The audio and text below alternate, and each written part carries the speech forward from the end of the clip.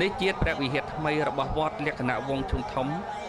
ដែលបានកសាងឡើងដោយស្នាប្រហោះរបស់ព្រះរាជគុណគីមធឿងក្រោយពេលឡើងកាន់តំណែងជាព្រះចៅអធិការវត្តនាឆ្នាំ1992មកក្រៅពីការខំបំពេញធម៌អាសិក្ខាវិន័យដឹកនាំព្រះសង្ឃឲ្យខំសិក្សារៀនសូត្រព្រះអង្គក៏បានរួមកម្លាំងនឹងពុទ្ធបរិស័ទកសាងខ្លងទ្វារកុដិសាលា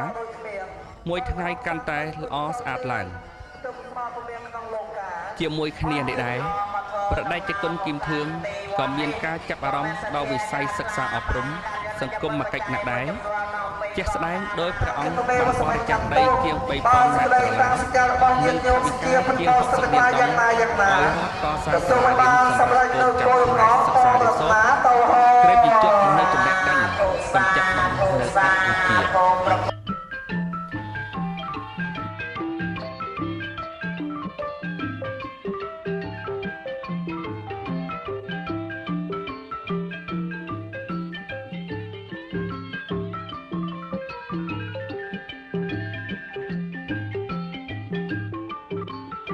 ដោយឃើញថាព្រះវិហារចាស់មានភាពទ្រុឌទ្រោមពុំអាចណាប្រើប្រាស់បន្តទៅទៀតបានដោយទទួលបានការអនុញ្ញាតពីគណៈកម្មាធិការប្រជាជនខេត្តសុកាំងនាថ្ងៃទី9វិច្ឆិកាឆ្នាំ2003ព្រះតេជគុណគីមធឿងបានដឹកនាំពុទ្ធបរិស័ទចំណុះជើងវត្តចាប់ផ្ដើមកសាងព្រះវិហារថ្មីព្រះវិហារថ្មីនេះមានបណ្ដោយ26ម៉ែត្រទទឹង13ម៉ែត្រកម្ពស់29ម៉ែត្រក្រោយពេល9ឆ្នាំ8ខែ12ថ្ងៃព្រះវិហារថ្មីត្រូវបានសាងសង់ហើយជាស្រេចដោយចំនួនថវិកាជិត6000លានដុល្លារ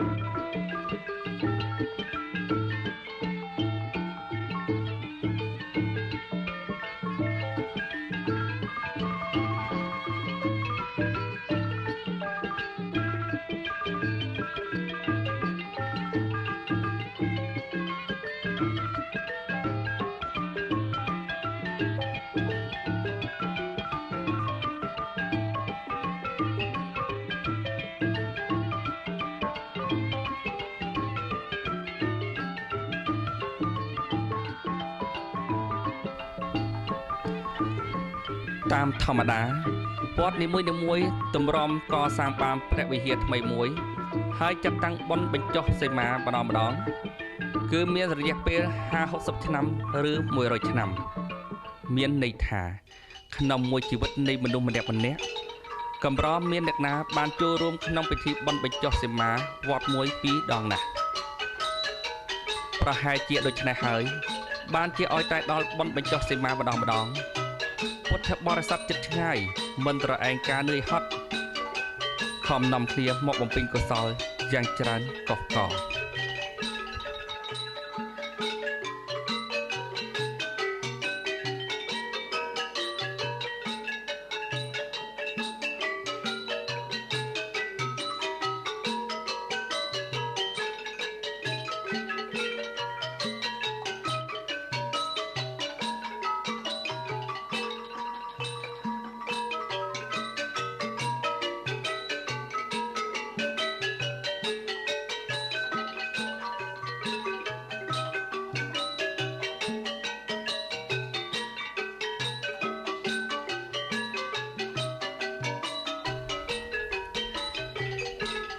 តាមទស្សនៈនៃទ្រឹស្ដីព្រះពុទ្ធសាសនា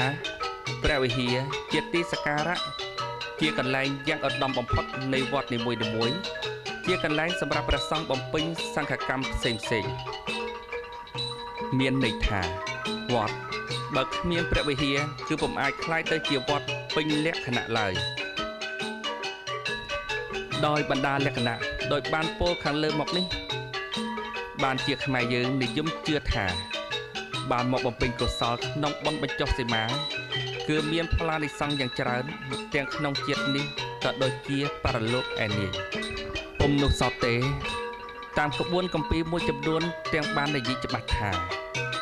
អ្នកណាបានទៅបំពេញកុសលសីមា7វត្តប្រសិនជាខ្លួនមានបាបកម្មអ្វីក៏คล้ายជាអហោសកម្មដែរហើយជាតិក្រោយនឹងបានទៅកើតក្នុងស្ថានសួគ៌ជាមិនខាន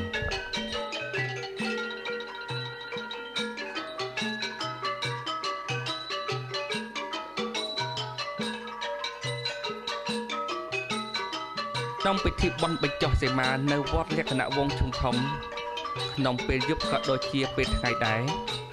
នៅតាមទិសទាំង4មហាសាលនិងក្នុងព្រះវិហារពេលណាក៏មានពុទ្ធបរិស័ទមកចូលកុសលយ៉ាងច្រើនកុះកដែរ